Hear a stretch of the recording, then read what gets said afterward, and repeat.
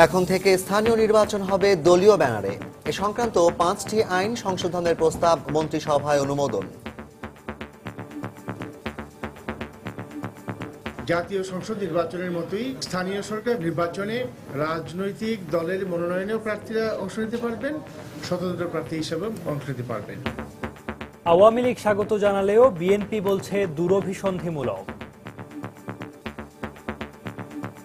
এটা নিয়ে একটা নানান রকমের একটা বিভ্রান্তি থাকতো। এই বিভ্রান্তির কারণে অনেক সময় নির্বাচনকে কেন্দ্র করে অনেক সমস্যার সৃষ্টি হতো।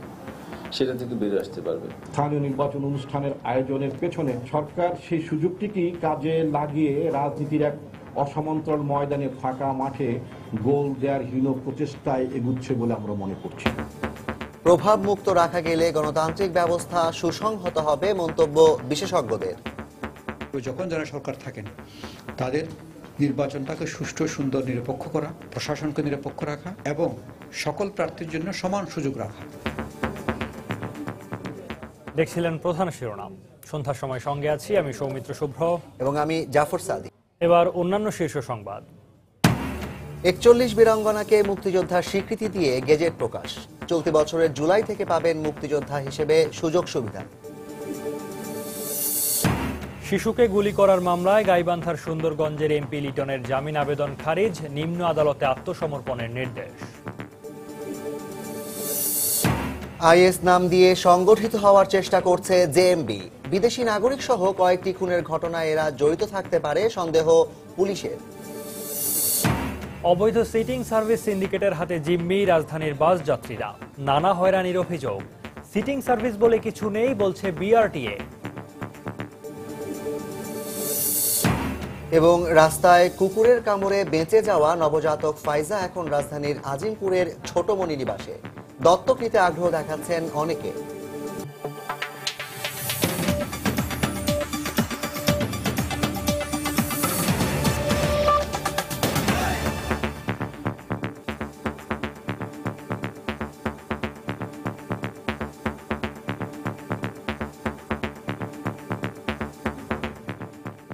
দলীয় মনোনয়ন ও প্রতীকে স্থানীয় সরকার নির্বাচন আয়োজনের জন্য এ সংক্রান্ত 5টি আইন সংশোধনের প্রস্তাব অনুমোদন করেছে মন্ত্রিসভা।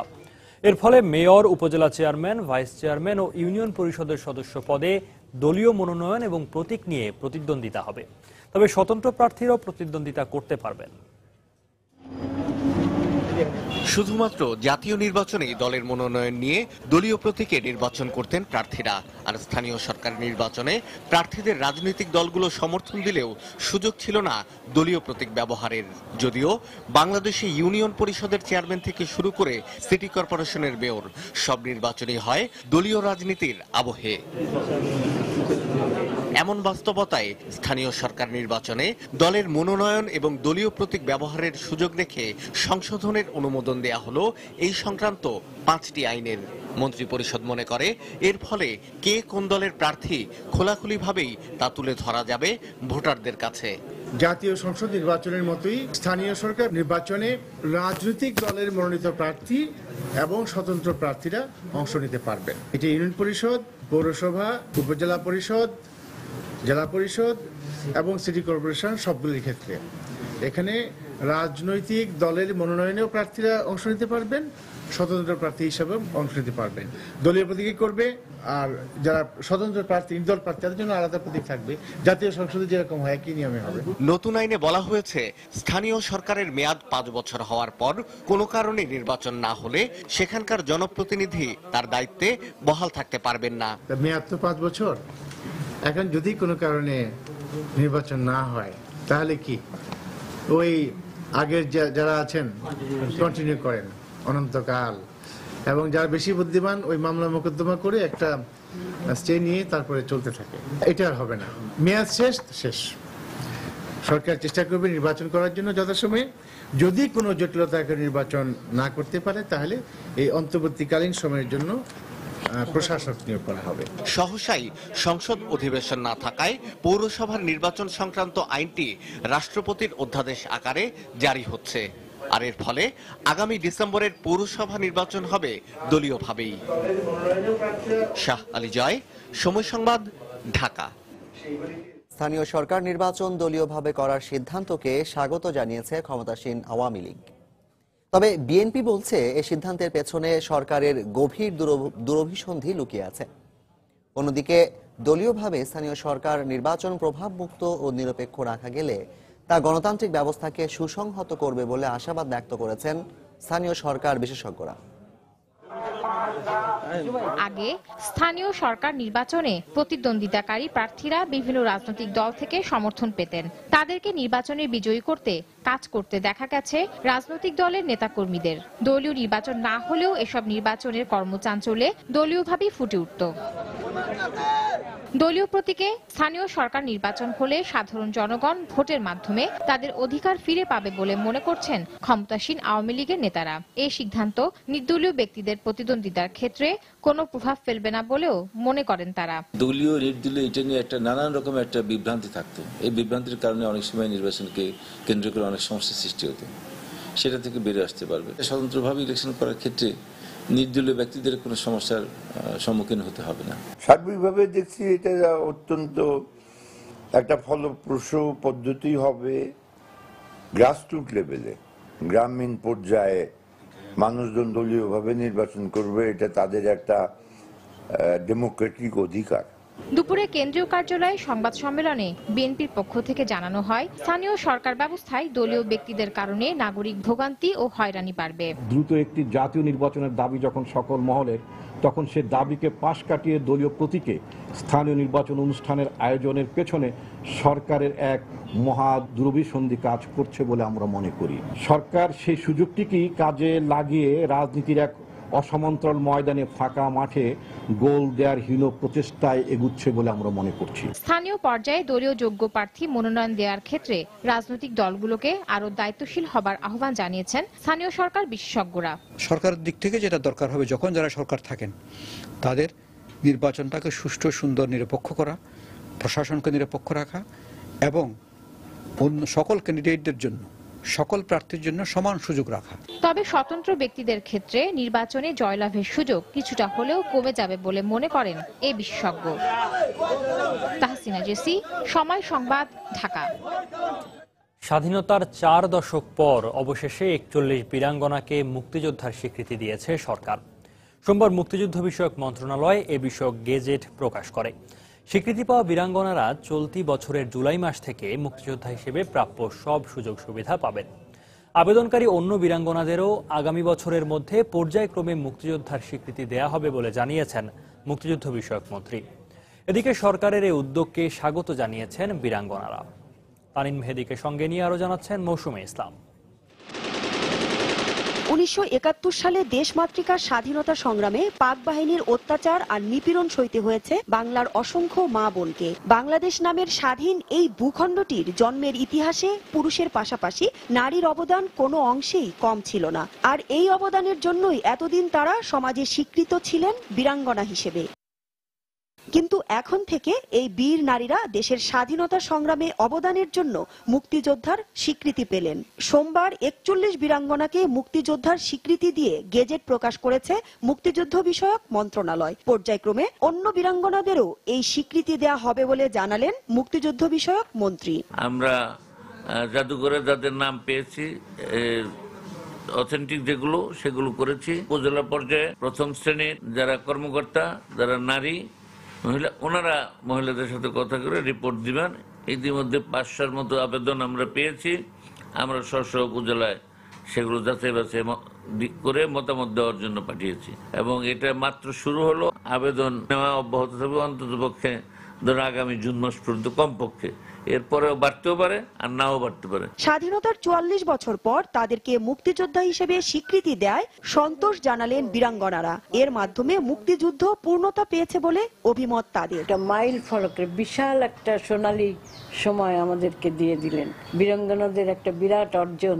বীরাঙ্গনাদের অর্জন মানে কিন্তু মুক্তিযুদ্ধেরই আরেকটি অসমাপ্ত পাঠ, সেটাকে আজকে পূর্ণতা দিলেন। তার জন্য আমি যথেষ্ট কৃতজ্ঞ।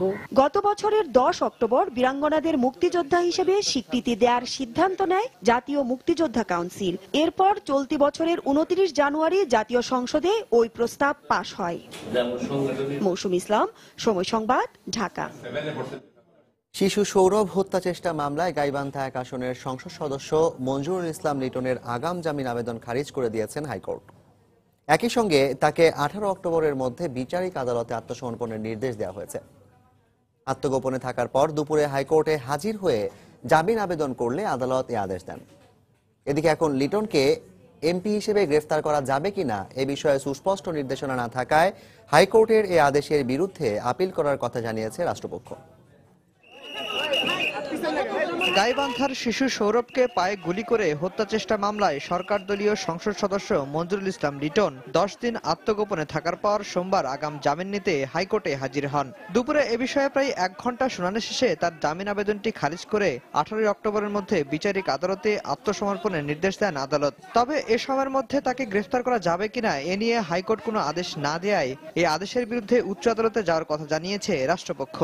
যদিও তার আগাম জামিনের দরখাস্ত খারিজ হয়ে গেছে, তাকে গ্রেফতার করার ব্যাপারে একটা কনফিউশন অ্যারাইজ করছে। এখন এই অবস্থাতে আমি সিদ্ধান্ত নিয়েছি যে হাইকোর্ট যে ডাইরেকশন দিয়েছে এই ডাইরেকশনের বিরুদ্ধে আপিল বিভাগের চেম্বার জজের কাছে সিএমপি করব। মামলার শুনানির সময় এজলাসে দাঁড়িয়েছিলেন এমপি লিটন। শুনানির এক পর্যায়ে সংসদ সদস্য হয়ে শিশুর পায়ে গুলির ঘটনাকে সিনেমার সাথে তুলনা করেন আদালত অ্যাটর্নি জেনারেলের কাছে জানতে চান এতদিন আইন শৃঙ্খলা রক্ষাকারী বাহিনী তাকে কেন গ্রেফতার করেনি। একজন জনপ্রতিনিধি দ্বারা এই ধরনের কার্য এটা খুবই দুঃখজনক এবং এটা নিশ্চয়ই এটা খুব আইনগত পদক্ষেপ এটার ব্যাপারে নিতে হবে এবং নিশ্চয়ই সরকার নেবে। এদিকে লাইসেন্স করা অস্ত্র না থাকায় নিরাপত্তার কারণে একদিন আত্মগোপনে ছিলেন বলে দাবি করেন লিটন। তার আইনজীবী বলেন যথাসময়ে তিনি আদালতে আত্মসমর্পণ করবেন। উনি পালাতক ছিলেন না, কথাটা আসলে ভুল। আপনাদেরকে একটা জিনিস মনে রাখতে হবে যে আইনে কারোর প্রতি অ্যারেস্ট ওয়ারেন্ট বের হওয়ার অর্থ এই নয় যে তাকে সঙ্গে সঙ্গে কোর্টে যেতে হবে। এটা তার অধিকার, সে কখন যাবে, but he can be arrested. আর এই ধরনের কোনো ওয়ারেন্ট ওখানে মামলা হয়েছে। গত 2 অক্টোবর সকালে শিশু সৌরভের পায়ে 3টি গুলি করার অভিযোগ ওঠে তার বিরুদ্ধে। পরের দিন সৌরভের বাবা বাদী হয়ে লিটনের বিরুদ্ধে হত্যা চেষ্টা মামলা দায়ের করেন। এরপর থেকেই আত্মগোপনে ছিলেন এমপি লিটন। আফজাল হোসেন, সময় সংবাদ, ঢাকা। ইতালীয় নাগরিক তাভেলা সিজার ও জাপানি নাগরিক কুনিও হোসির পাশাপাশি ইসলামিক ব্যক্তিত্ব নুরুল ইসলাম ফারুকীকে হত্যার সঙ্গে নিষিদ্ধ জঙ্গি সংগঠন জেএমবি জড়িত থাকতে পারে বলে সন্দেহ করছে পুলিশ। এক্ষেত্রে সরাসরি তারা খুন করেছে নাকি অন্য কারো প্ররোচনায় এই হত্যাকাণ্ড সংগঠিত করেছে তারও অনুসন্ধান চলছে। ঢাকার মিরপুর থেকে জেএমবির সামরিক প্রশিক্ষণ কেন্দ্র পরিচালিত হওয়ার তথ্য বেরিয়ে আসায় এই হত্যাকাণ্ডের রহস্য জট খুলতে শুরু করেছে বলে মনে করছে পুলিশ। বিস্তারিত জানাচ্ছেন কমল দে। ঢাকার গুলশানে দুর্বৃত্তদের গুলিতে নিহত ইতালির নাগরিক তাভেলা এবং রংপুরে জাপানি নাগরিক কুনিয়র হত্যা রহস্যের কোনো কুল কিনারা করতে পারেনি আইন শৃঙ্খলা রক্ষাকারী বাহিনী। রহস্যাবৃত রয়ে গেছে গত বছর ঢাকায় নিজ বাসায় সন্ত্রাসীদের হাতে ইসলামী চিন্তাবিদ নুরুল ইসলাম ফারুকী হত্যার ঘটনাও। তবে গত 5 অক্টোবর রাতে চট্টগ্রামের কর্ণফুলী এলাকা থেকে গ্রেনেড ও অস্ত্রসহ জেএমবি সদস্যদের গ্রেপ্তারের পর তদন্ত নতুন দিকে মোড় নিচ্ছে। যে কারণে ঢাকা মেট্রোপলিটন পুলিশের গোয়েন্দা এবং বিশেষ শাখার 2টি দল বর্তমানে চট্টগ্রামে অবস্থান করে তাদের জিজ্ঞাসাবাদ করছে। ফারুকী হত্যা সহ অন্যান্য যারা ইসলামিক মতাদর্শে যারা বিশ্বাসী তাদেরকে যারা হত্যা করছিল এবং 2 বিদেশি হত্যার সাথে এই জেএমবির সদস্যরা জড়িত আছে কিনা এটা আমরা খতিয়ে দেখছি এবং ঢাকার ডিবি টিমও এ ব্যাপারে খতিয়ে দেখছে। রাজধানী ঢাকার মিরপুরে জঙ্গি সংগঠন জেএমবি সামরিক প্রশিক্ষণ কেন্দ্র গড়ে তুলেছে বলে চাঞ্চল্যকর তথ্য পেয়েছে পুলিশ। সেই প্রশিক্ষণে তাদেরকে বিভিন্ন বিষয়ে তাদেরকে ধারণা দেওয়া হয়েছে। প্রথমত আইন শৃঙ্খলা রক্ষাকারী বাহিনী সমূহ আছে তাদের সক্ষমতা সম্পর্কে, তাদের যে কিভাবে তারা কাজ করে সেই বিষয় সম্পর্কে তাদেরকে একটা ধারণা দেওয়া হয়। কাউকে কাউকে সামরিক প্রশিক্ষণ দেওয়া হয়েছে যে তাদেরকে বিভিন্ন অস্ত্র সম্পর্কে তাদের ধারণা দেওয়া হয়েছে। এদিকে জেএমবি সদস্যরাই আইএস নাম দিয়ে বাংলাদেশে সংগঠিত হওয়ার চেষ্টা করছে বলে মনে করছেন সিএমপি কমিশনার। জেএমবি এখন একটা সমুদ্রের ভিতরে একটা ডুবন্ত তরী, ফলে ওর যারা নাবিক আছে জেএমবির সদস্য তারা খড়কুটো ধরে বেঁচে থাকার চেষ্টা করছে, কুলে আসার চেষ্টা করছে। কিন্তু জেএমবি হোক, আইএসই হোক বা অন্য ধরনের যত ইসলামী যারা এক্সট্রিমিস্টই হোক, তারা কেউই আমাদের কাছ থেকে পার পাবে না। সিএমপির ঊর্ধ্বতন কর্মকর্তারা জানিয়েছেন চট্টগ্রামে আটককৃত জেএমবি সদস্যদের কাছ থেকে 2 বিদেশি এবং নুরুল ইসলাম ফারুকী হত্যার ব্যাপারে সুনির্দিষ্ট তথ্য পাওয়া গেলে তাদের জিজ্ঞাসাবাদের জন্য ঢাকায় নিয়ে যাওয়া হবে। কমল দে, সময় সংবাদ, চট্টগ্রাম। পাবনায় যাজক লুক সরকারকে গলা কেটে হত্যা চেষ্টার ঘটনায় 5 জনকে গ্রেফতার করা হয়েছে। গ্রেফতারকৃত 5 জন নিষিদ্ধ ঘোষিত জঙ্গি সংগঠন জেএমবির সদস্য বলে জানিয়েছে পুলিশ। পাবনা জেলা পুলিশ এবং পুলিশ হেডকোয়ার্টারের এলআইসি শাখা যৌথ অভিযান চালিয়ে ঢাকা, রাজশাহী ও সিরাজগঞ্জের বিভিন্ন স্থান থেকে তাদের গ্রেফতার করে। পুলিশ জানায়, গ্রেফতারকৃত জঙ্গিরা সরকারকে আন্তর্জাতিকভাবে চাপে ফেলতে পাবনায় কর্মরত কোনো বিদেশি নাগরিক বা খ্রিস্টান সম্প্রদায়ের কোনো বিশিষ্ট ব্যক্তিকে হত্যার পরিকল্পনা করে। সে অনুযায়ী গ্রেফতারকৃতরা যাজক লুক সরকারকে হত্যার চেষ্টা করে বলে জানায় পুলিশ।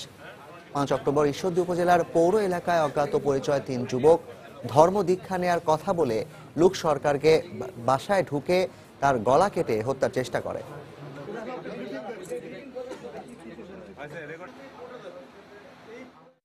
আনুমানিক 1.5 বছর যাবৎ পলাতক রাকিবুল ইসলাম ওরফে রাকিব ওরফে তাবিদ ওরফে রাজন ওরফে রফিকের নেতৃত্বে নিষিদ্ধ ঘোষিত জঙ্গি সংগঠন জামায়াতে মুজাহিদিন বাংলাদেশ জেএমবি সংগঠনের কার্যক্রম চাঙ্গা করার উদ্দেশ্যে কাজ শুরু করে।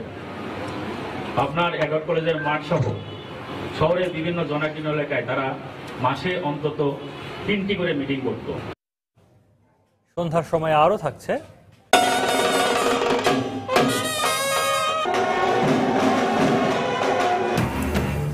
শুভ মহালয়ার মধ্য দিয়ে দুর্গাপূজার আনুষ্ঠানিকতা শুরু। মন্দিরে মন্দিরে চণ্ডী পাঠের মাধ্যমে দেবী দুর্গাকে মর্তে আবাহন জানালেন ভক্তরা। অবৈধ সিটিং সার্ভিস সিন্ডিকেটের হাতে জিম্মি হয়ে পড়েছে রাজধানীর বাস যাত্রীরা। বেশি ভাড়া আদায়, হয়রানি সহ যাত্রীদের নানা অভিযোগ এই সার্ভিসের বিরুদ্ধে। সম্প্রতি বাস ভাড়া বাড়ানোর পর যাত্রীদের এই ভোগান্তি বেড়েছে কয়েক গুণ। বাংলাদেশ সড়ক পরিবহন কর্তৃপক্ষ বিআরটিএ বলছে, অনুমোদন ছাড়াই শুধু বাণিজ্যিক লক্ষ্যে কিছু অসাধু বাস কোম্পানি এই সার্ভিস পরিচালনা করছে। শিগগিরই এর বিরুদ্ধে ব্যবস্থা নেওয়া হবে বলেও আশ্বাস তাদের। বিস্তারিত জানাচ্ছেন সজল দাস।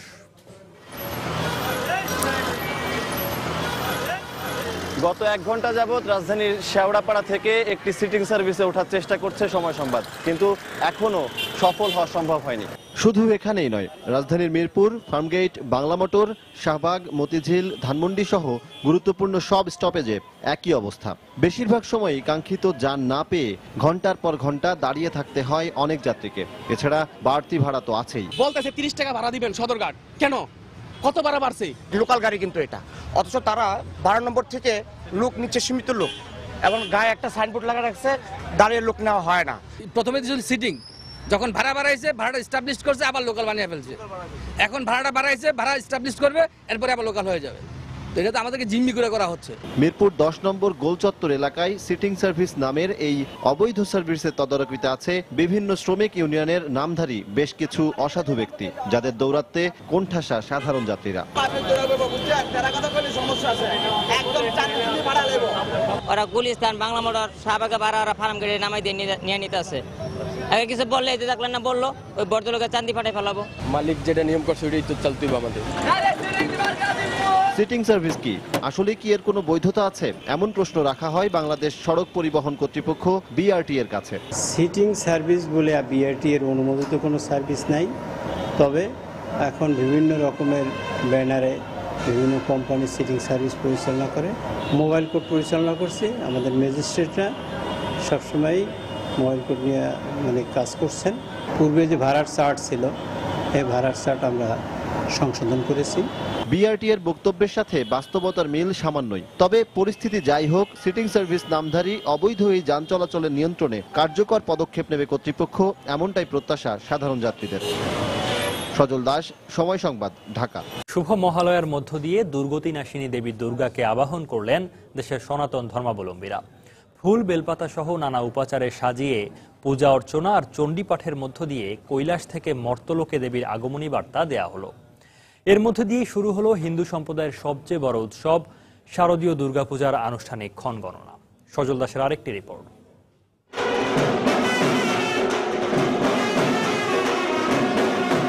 পুণ্য লগ্নে চণ্ডী পাঠের মাধ্যমে দেবী দুর্গাকে মর্তলোকে আবাহন করতে খুব সকালেই রাজধানীর ঢাকেশ্বরী মন্দির প্রাঙ্গণে ভক্তদের সরব উপস্থিতি।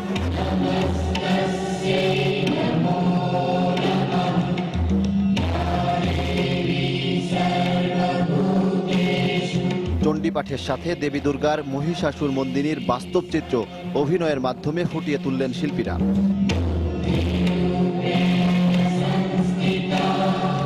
পরে পূজা অর্চনার মধ্য দিয়ে ঘট স্থাপন করে দেবী দুর্গাকে আবাহন করা হলো।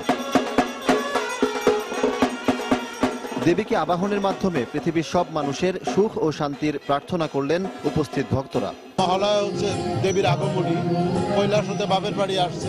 এই পৃথিবীতে মানুষ হতে সকল জীবের পুণ্যের জন্য, মঙ্গলের জন্য তার এই আগমন। সকল ধর্মের ঊর্ধ্বে উঠে সবাই যেন মিলে মিশে শান্তিপূর্ণভাবে এই দেশে বসবাস করতে পারি।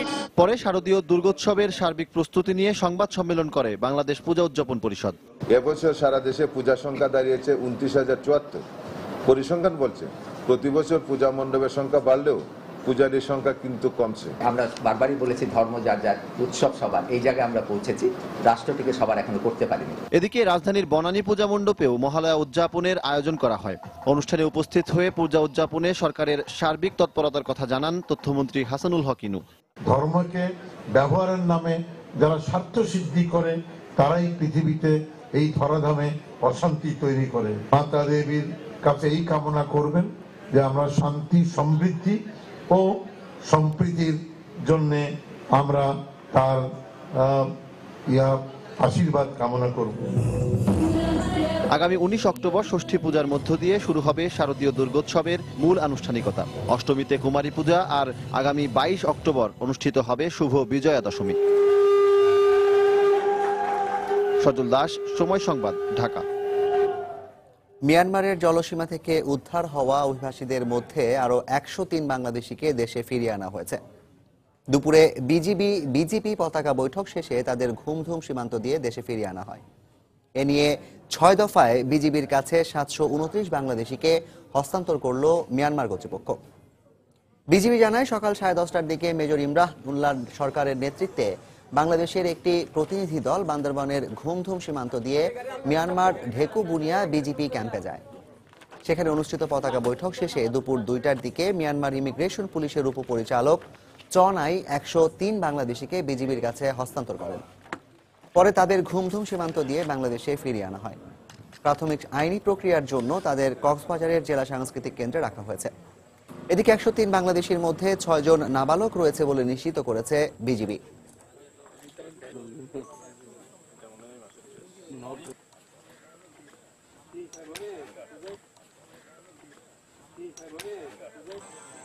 চট্টগ্রামের মিরসরাইয়ে ট্রাক খাদে পড়ে নিহত 7 জনের বাড়িতে নেমে এসেছে শোকের ছায়া।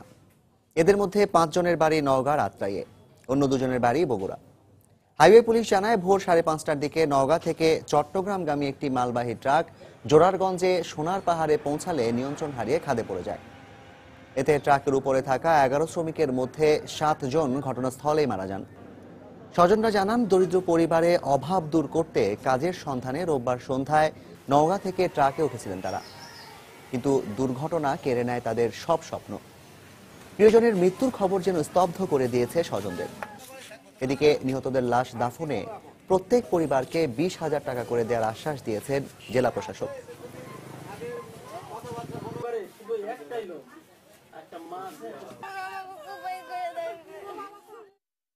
মেয়ে বিয়ে দিচ্ছে এনে পড়ায় কোনো পেটের ভাতে সমান হয় বাবা, যখন হঠাৎ করে এখন অ্যাক্সিডেন্ট হচ্ছে এখন আমরা তো জানি না। ঈদের আগে আসছিল, ঈদের আগে আসার পর আবার ঈদ করার পর আবার যাচ্ছিল কাজে, চিটাং আগে কাজ করতো, এভাবে প্রায় যেত ওরা। প্রতিনিধি হিসাবে সরকারের কাছে তাদের এই 5টা পরিবারের সাহায্য ছাড়া তারা তাদের ছাওয়াল পোয়াল বউ ছাওয়াল কেউ তারা বাঁচতে না খায় মরা যাবে, তাদের উপার্জন করার কোনো লোকই নাই। রাজধানীর শেওড়াপাড়া মাঠে কুড়িয়ে পাওয়া কুকুরের খামারে ক্ষতবিক্ষত নবজাতকটিকে এখন রাখা হয়েছে আজিমপুর ছোটমনি নিবাসে। তার নাম রাখা হয়েছে ফাইজা। 26 দিন হাসপাতালে থাকার পর রোববার তাকে সেখানে নেওয়া হলে মেয়েটিকে দত্তক নিতে আগ্রহ প্রকাশ করেন অনেকে। এদিকে আশঙ্কাজনক হলো প্রতিনিয়তই বাড়ছে কুড়িয়ে পাওয়া নবজাতকের সংখ্যা, আর এই জন্য সমাজবিজ্ঞানীরা দুষছেন প্রচলিত সমাজ ব্যবস্থাকেই। অরমিতা হিমের রিপোর্ট। যে সমস্ত ওষুধপত্রগুলো দিয়ে রক্ত বন্ধ করতে হয় সেগুলোর ব্যবস্থা নেই, কিন্তু তারপরেও দেখি যে অনেক জায়গা থেকে রক্তক্ষরণ হচ্ছে, এবং এই একটা ছোট বাচ্চার শরীরে এতটুকুই রক্ত থাকে, সেটা যদি পড়তে পড়তে নষ্ট হয়ে যায় তাহলে বাচ্চাটা অনেক সময় হাইপোভলিমিক শকে মারা যেতে পারে।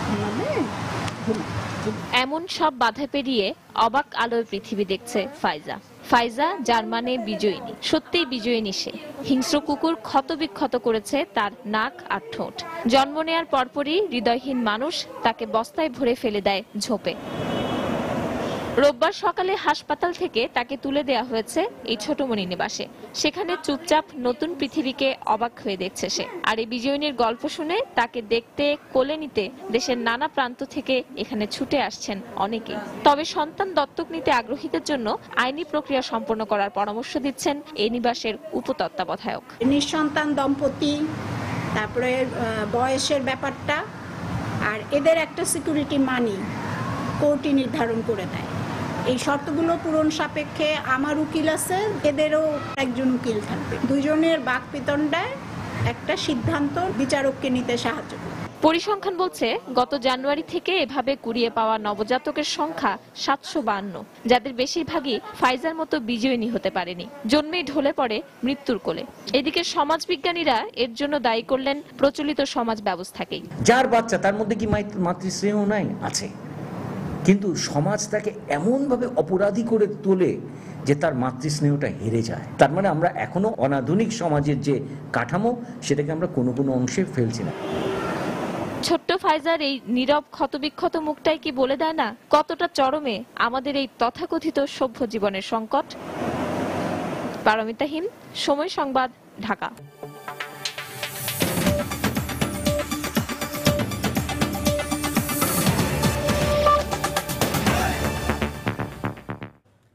শেষ হয়েছে ভারতের বিহার রাজ্যের বিধানসভা নির্বাচনের প্রথম পর্বের ভোট গ্রহণ। স্থানীয় সময় বিকেল 5টায় শেষ হয় এই ভোট গ্রহণ। বিহারের এই বিধানসভা নির্বাচনকে প্রধানমন্ত্রী নরেন্দ্র মোদীর জনপ্রিয়তা যাচাইয়ের অন্যতম পরীক্ষা হিসেবে দেখা হচ্ছে। নির্বাচনে জয়ী হলে লোকসভার সঙ্গে রাজ্যসভায়ও শক্তিশালী হবে বিজেপি। রোববার বিহারের 49টি আসনে হয় এই ভোট গ্রহণ। সকাল থেকেই প্রত্যেকটি কেন্দ্রে বিপুল সংখ্যক ভোটারের উপস্থিতি দেখা যায়। কড়া নিরাপত্তার মধ্যে সুশৃঙ্খলভাবে লাইনে দাঁড়িয়ে ভোট দেন তারা। ভোট কেন্দ্রগুলোতে বেলা 2টার মধ্যেই 46.4% ভোট গ্রহণ করা হয় বলে জানায় গণমাধ্যম। মাওবাদী বিদ্রোহীদের তৎপরতার কারণে স্পর্শকাতর কয়েকটি কেন্দ্রে বিকেল 3টার মধ্যে শেষ করা হয় ভোট গ্রহণ। তবে অন্যান্য কেন্দ্রগুলোতে ভোট গ্রহণ চলে স্থানীয় সময় বিকেল 5টা পর্যন্ত। এই নির্বাচনে ভোটাধিকার প্রয়োগ করবেন প্রায় 6,60,00,000 ভোটার। 5 পর্বের এই ভোট গ্রহণ শেষ হবে আগামী 5ই নভেম্বর, আর ভোট গণনা হবে 8ই নভেম্বর।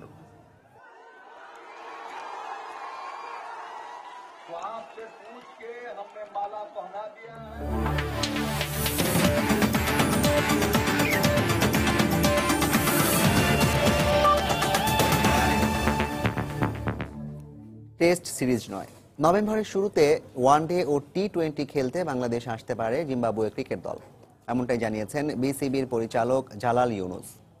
আর চলমান আইসিসির সভায় শিগগিরই বাংলাদেশ সফরের ব্যাপারে ক্রিকেট অস্ট্রেলিয়ার সাথে আলোচনা হয়নি বলেও জানান তিনি। তবে আইসিসির সভায় টানা তৃতীয়বারের মতো এশিয়া কাপ আয়োজনের ইচ্ছা প্রকাশ করেছে বিসিবি। 20 তারিখ থেকে আমাদের বিপিএল শুরু হয়ে যাবে। তার মানে নভেম্বরের 1 নভেম্বর থেকে নিয়ে 17-18 তারিখ পর্যন্ত একটা এখানে স্লট আছে। এর মধ্যে আমাদের যে কোনো একটা ফরম্যাটে খেলতে হবে। তো দেখা যাচ্ছে তো যে টেস্টটা হয়তো বেশি সময় নিয়ে নিতে পারে। তো আমরা ওইখানে হয়তো প্রস্তাব করেছি, হতে পারে এমনও হতে পারে, এটা ইজ নট শিওর, যে আমরা আগে ওয়ানডে এবং টি-20 খেলতে পারি, পরে গিয়ে আমরা হয়তো টেস্ট খেলতে পারি। ইন্ডিয়াও চাচ্ছে যে সেখানে হোক এশিয়া কাপ, যেহেতু আমরা অলরেডি 2বার করেছি, তো আমাদের সম্ভাবনা কম। তারপরে আমরা বলেছি আমরা আগ্রহ দেখিয়েছি। এখন তাদেরও অনেক সামনে আরও খেলা আছে, তাদের এফটিপিরও আরো কিছু তাদের প্রোগ্রাম আছে। এগুলার আমার মনে হয় না যে এই বছরের মধ্যে হবে। তারা চেষ্টা করবে যে তারা যত তাড়াতাড়ি সম্ভব বাংলাদেশে আসার জন্য। সন্ধ্যার সময়ে পর্যায়ে শীর্ষ সংবাদ জানিয়ে দিচ্ছি আরেকবার। এখন থেকে স্থানীয় নির্বাচন হবে দলীয় ব্যানারে। মন্ত্রিসভায় আইনের চূড়ান্ত অনুমোদন। আওয়ামী লীগ স্বাগত জানালেও বিএনপি বলছে দুরভিসন্ধিমূলক। 41 বীরাঙ্গনাকে মুক্তিযোদ্ধার স্বীকৃতি দিয়ে গেজেট প্রকাশ। চলতি বছরের জুলাই থেকে পাবেন মুক্তিযোদ্ধা হিসেবে সুযোগ সুবিধা। শিশুকে গুলি করার মামলায় গাইবান্ধার সুন্দরগঞ্জের এমপি লিটনের জামিন আবেদন খারিজ। নিম্ন আদালতে আত্মসমর্পণের নির্দেশ। আইএস নাম দিয়ে সংগঠিত হওয়ার চেষ্টা করছে জেএমবি। বিদেশি নাগরিক সহ কয়েকটি খুনের ঘটনায় এরা জড়িত থাকতে পারে সন্দেহ পুলিশের। এবং রাস্তায় কুকুরের কামড়ে বেঁচে যাওয়া নবজাতক ফাইজাকে দত্তক হিসেবে পেতে আগ্রহ অনেকের। এই মুহূর্তে তার পরিপূর্ণ সুস্থতাকে গুরুত্ব দিচ্ছেন চিকিৎসকরা। এই ছিল সন্ধ্যার সময়ে। যে কোনো খবর পেতে ভিজিট করুন সময়নিউজ.tv। সঙ্গে থাকুন সময়ের।